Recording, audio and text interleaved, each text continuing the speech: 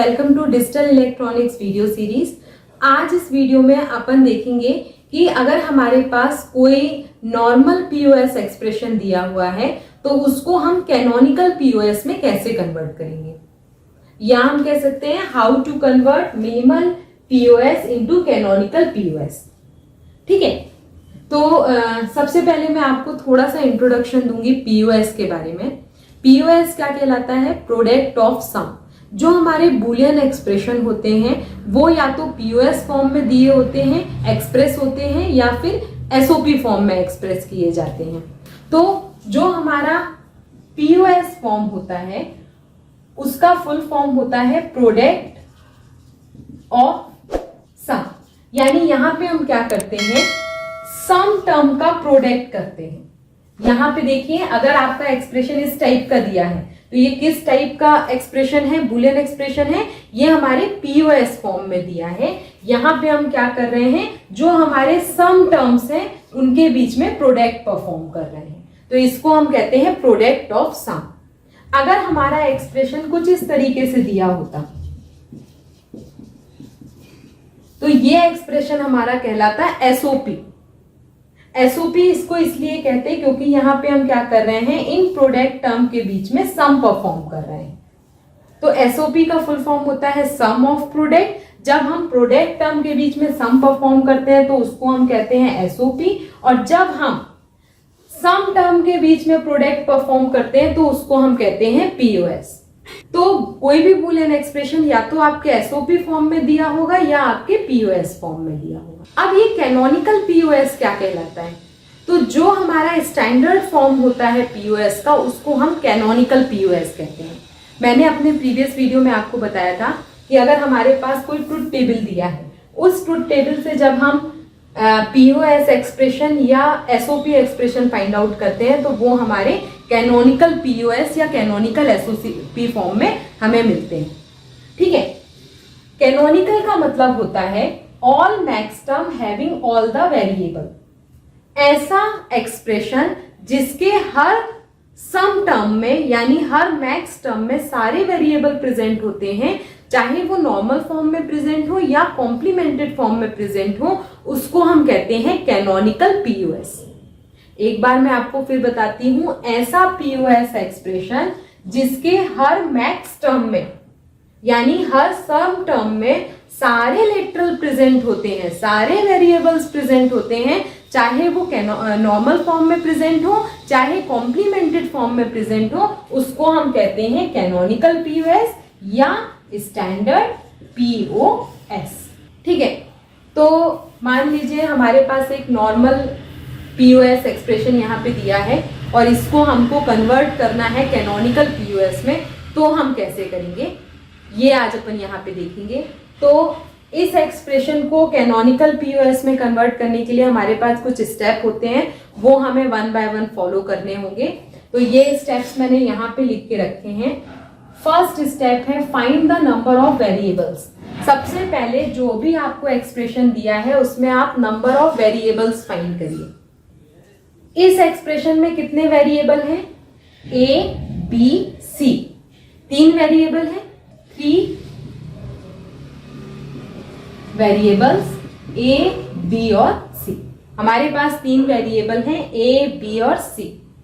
अब next step कहता है find the missing variable in each term. Her term में हमें मिसिंग वेरिएबल फाइंड करना है। फर्स्ट टर्म ये है, सेकेंड टर्म ये है, थर्ड टर्म ये है। तो इसमें कौन सा वेरिएबल मिसिंग है? ए भी दिया है, सी मिसिंग है। ठीक है, तो इसमें सी मिसिंग है, इसमें ए और सी है, बी मिसिंग है, और इसमें बी और सी है, ए मिसिंग है। तो हमने मिसिंग वेरिएबल्स फाइंड आउट कर लिए। उसके बाद हमें क्या करना है, और each term with 1। Her term को हमें 1 से ऑरिंग करनी है। अब 1 से ही ऑरिंग क्यों करनी है उसके लिए मैं आपको यहाँ पे बता दूं। अब मान लीजिए हमारे पास कोई फंक्शन है f equal to B plus C, C plus A. ठीक है, ये हमारा पीओएस फॉर्म में है। इसमें अगर हम हर टर्म में 0 ऐड कर दें तो कोई फर्क पड़ेगा क्या? देखते हैं। b प्लस सी में अगर हम 0 ऐड कर दें तो कोई फर्क पड़ेगा? कोई फर्क नहीं पड़ेगा, ठीक है, क्योंकि अगर हम 0 को ऐड भी करेंगे तो भी हमारा ये b प्लस सी ही आएगा, ठीक है। इस टर्म में भी अगर हम 0 ऐड कर दे तो कोई फर्क पड़ेगा? कोई फर्क नहीं पड़ेगा, c प्लस 0 प्लस a, ठीक है। तो कोई फर्क नहीं पड़ रहा अगर हम 0 को ऐड कर रहे हैं। अब हम जानते हैं कि बुलियन अलजेब्रा के through a dot a complement equal to 0 होता है, यानी 0 की जगह आप ये लिख सकते हो ये वैल्यू। तो यहां पे हम यही करेंगे, b प्लस सी प्लस 0 की जगह हमने लिख दिया a डॉट a कॉम्प्लीमेंट। ऐसे ही यहां पे c ऑलरेडी प्रेजेंट है, 0 की जगह अगर हम b डॉट b कॉम्प्लीमेंट लिख देंगे तो भी कोई फर्क नहीं पड़ेगा, ठीक है। अब इसको आप ओपन कर लीजिए, तो ये हो जाएगा a plus B plus C, a bar plus b plus C, ये हो जाएगा आपका a plus b plus C और a plus b bar plus C, ये आ जाएगा हमारा जब हम इसको ओपन करेंगे। उसके बाद यहां पे देखिए दो एक्सप्रेशन हमारे बिल्कुल सेम है, ये और ये। तो हमें मालूम है a dot a equal to a होता है, तो इन दोनों को हम लिख सकते हैं a प्लस बी प्लस सी। इन दोनों की जगह हमने एक ही लिख दिया a plus B plus C, और ये दोनों हमारे एज इट इज आ जाएंगे a bar b plus C और a plus B bar plus C. ये अगर आपको समझ में आ गया है तो यही चीज हमें यहाँ पे करनी है। हमने सबसे पहले इस एक्सप्रेशन में अपने नंबर ऑफ वेरिएबल्स फाइंड कर लिए, तो हमारे पास 3 वेरिएबल हैं a b c। अब सेकेंड स्टेप है हमारा फाइंड द मिसिंग वेरिएबल्स। अब हमें मिसिंग वेरिएबल हर टर्म में फाइंड करना है। तो इस टर्म में मिसिंग वेरिएबल a b है, c मिसिंग है, इस टर्म में b मिसिंग है और इसमें हमारा a मिसिंग है।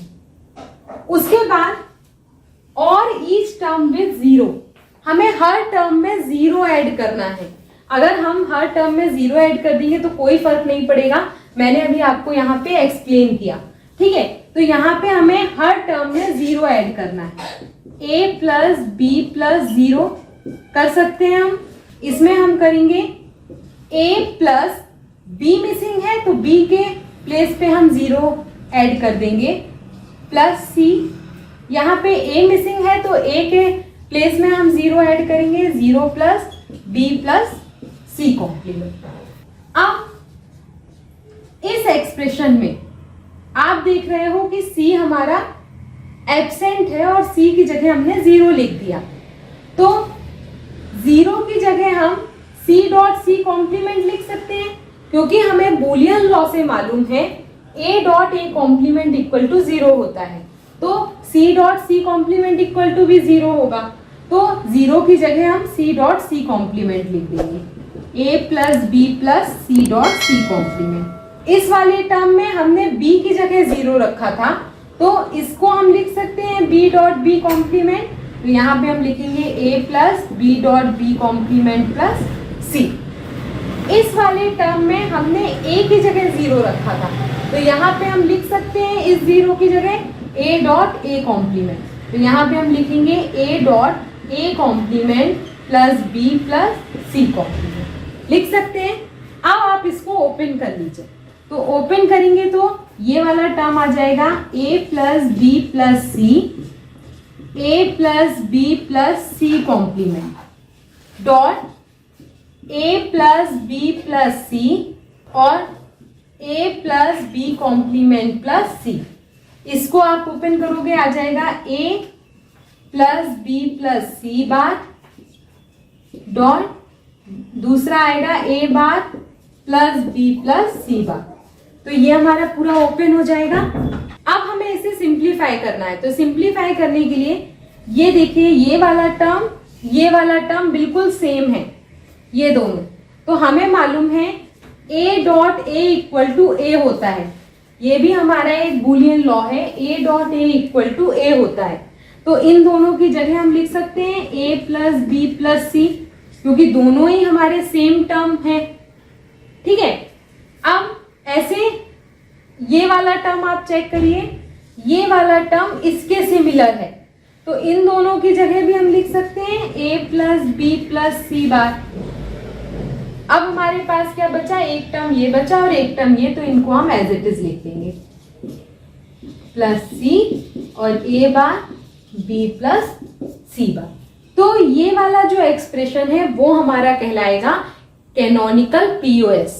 क्योंकि इसको हम कैनोनिकल पीओएस इसीलिए कह रहे हैं क्योंकि इसको हम सिंप्लीफाई कर चुके हैं और इसके हर सम टर्म में आप देखिए सारे लिटरल्स प्रेजेंट हैं, सारे वेरिएबल प्रेजेंट हैं, चाहे वो कॉम्प्लीमेंटेड फॉर्म में प्रेजेंट हो चाहे नॉर्मल फॉर्म में प्रेजेंट हो, उससे कोई फर्क नहीं पड़ता। इसीलिए इसको हम कहेंगे कैनोनिकल पीओएस फॉर्म। ठीक है, तो इस तरीके से हम किसी भी मिनिमल पीओएस को कैनोनिकल पीओएस में कन्वर्ट कर सकते हैं। तो होप आपको वीडियो पसंद आया होगा। अगर वीडियो पसंद आया हो तो इसे लाइक करें, सब्सक्राइब करें और ज्यादा से ज्यादा फ्रेंड्स के साथ शेयर करें। Bye bye.